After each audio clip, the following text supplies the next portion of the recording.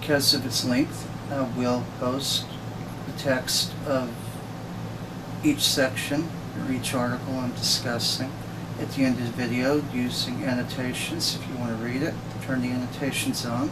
If you don't, keep them off. Because it's the supreme law of the United States, and I would recommend you read it, whether you're a U.S. citizen or not.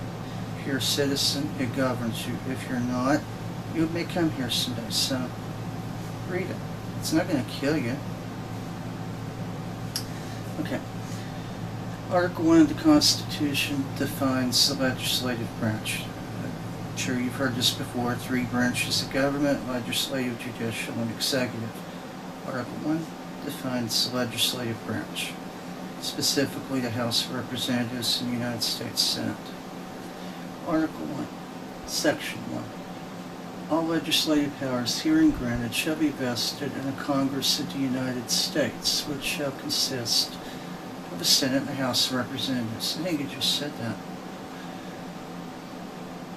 Article 1 sets out the structure, duties, powers, membership requirements of the legislative branch. Various houses, both houses, their powers, etc., etc. It's a blueprint for it. Section 2 of Article 1 establishes a House of Representatives. I'll explain each paragraph of it in simple, easy to understand terms, but again, I'm going to post the text at the end of the video. Also, please feel free to download any of my videos. Feel free. Section 2. The House of Representatives shall be composed of members chosen every second year by the people of the several states, and the electors of each state shall have qualifications requisite for electors from the most numerous branch of the state legislature. In other words, states were still setting voting rules, voting qualifications. There used to be something called a poll tax. You had to pay a certain amount of money to vote.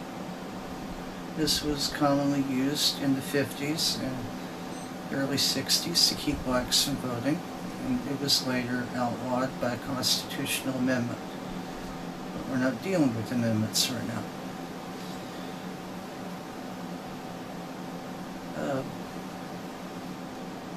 Obviously, it says every second year.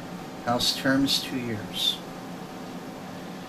Buried in the polite Enlightenment era language is the unmistakable message: you need not plan on voting if you wouldn't be eligible to serve in the state's legislature or vote for its members.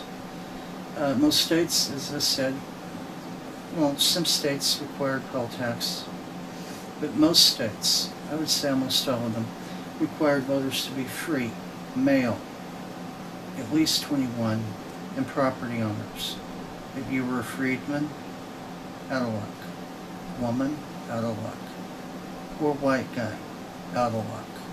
If you weren't contributing to the revenue stream, property taxes, you weren't voting. This was not just a white boy society, this was a landed white boy society.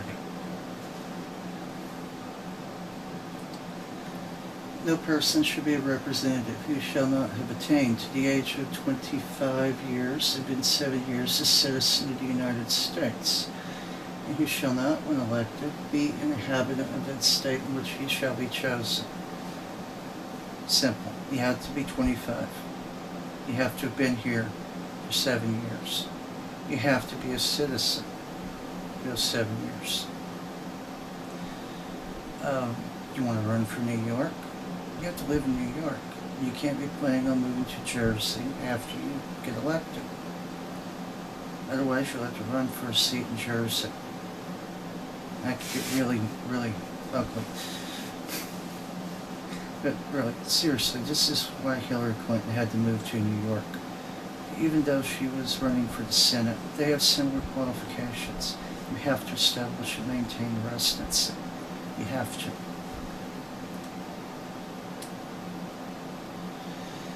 Representatives in direct taxes shall be apportioned among the several states which may be included within this union according to their respective numbers, which shall be determined by adding to the whole number of free persons, including those bound to service for a term of years, indentured servitude, and excluding Indians not taxed, and 3/5 of all other persons. The actual enumeration shall be made within 3 years of the first meeting of the Congress, and within every subsequent term of 10 years, in such manner as they shall by law, Congress shall by law direct. Number of representatives shall not exceed 1 for every 30,000, but each state shall have at least 1 representative until such enumeration shall be made. The state of New Hampshire tells how many each state will be entitled to. For your information, New York got 6, Virginia got 10. Probably the last time Virginia had more to say than New York. It says many things, so let me just take them in order here. Prior to the 16th Amendment of 1913, there was no income tax. The state taxed you for property. The state might tax your income. The federal government didn't. They taxed the states. They taxed the states. Believe it or not.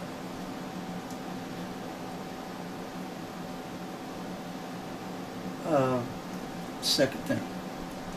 Other people they were talking about. Slaves. This is the notorious 3/5 compromise, where a slave counted as 3/5 of a person for the purposes of representation. Because really, what would be more annoying than having states with, I don't know, 500,000 slaves, get more representation, say New York? I'm being sarcastic here. They didn't want the South running things. Ooh, did I just say that? Yeah. It existed even then. The whole North-South thing existed even then.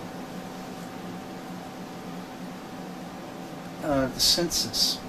Census is mandated every 10 years.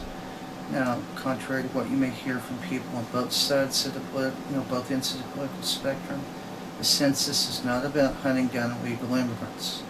It is not about committing fraud. It is not about invading your privacy. What it is about is determining representation through population.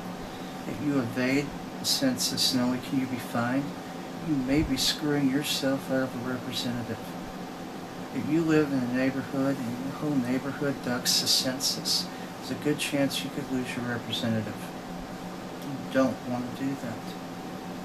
Participate in the census next year.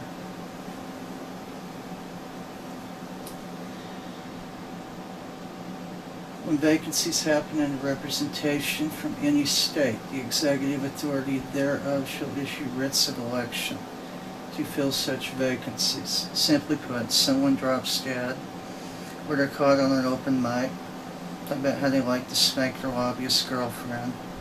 The governor can call an election to replace them. The House of Representatives shall have sole power of impeachment, and shall choose their speaker and other officers. Okay, this provides for the election of the Speaker of the House, Sergeant at Arms, etc., etc. The most important thing is the impeachment. And I want to explain impeachment before this video is over. Contrary to popular belief, people do not lose their office. They're not kicked out when they're impeached. It's like a criminal trial. Impeachment is a preliminary hearing or grand jury proceedings. Then, if you're indicted or kicked upstairs, as my grandmother used to say, you go to the Senate. That's where you're convicted, if the evidence stands up. Bill Clinton was impeached, he was not convicted. Rod Blagojevich was impeached and convicted.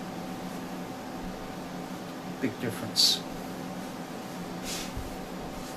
Okay, I think that's about enough for section 1.